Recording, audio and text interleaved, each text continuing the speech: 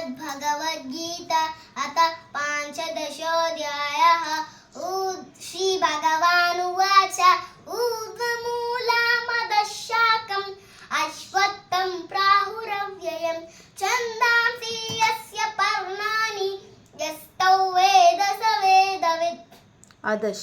अधश्चोर्ध्वं प्रसृतास्तस्य शाखा गुणप्रवृद्धा विषयप्रवाला।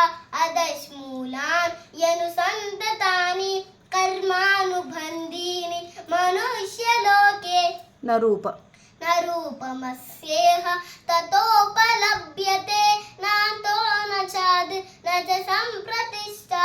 अश्वत्थमेनं सुविरूढमूलम् असङ्गशस्त्रेण दृढेन चित्वा ततः पदं कत्परिमार्गितव्ये यस्मिन् गता न निवर्तन्ति भूयाः तमेव चाद्यं पुरुषं प्रपद्ये यतः प्रवृद्धिः प्रसृता पुराणी।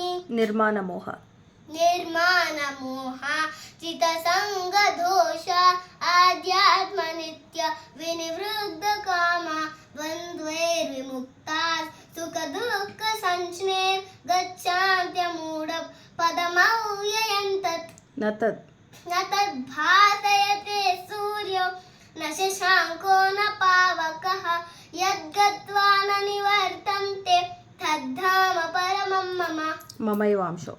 ममैवांशो जीवलोके जीवभूतः सनातनः मनःषष्ठानीन्द्रियाणि प्रकृतिस्थानि कर्षति।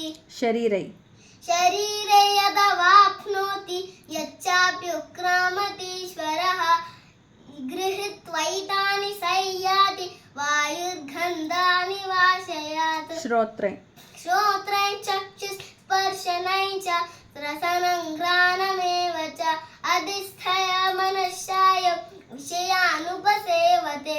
उत्क्रामन्तं स्थितौ वापि भुञ्जनौ वा गुणान्वितं विमूढनानुपश्यन्ति जानचक्षुषः। यतन्तो योगिनश्चैनं पश्यन्त्यात्मन्यवस्थितं यतन्तोऽप्यकृतात्मानो नैनं पश्यन्त्य चेतसः। यदादित्यगतं तेजो जगद्भासयतेऽखिलं यच्चन्द्रमसि यच्चाग्नौ तत्तेजो विद्धि मामकम्।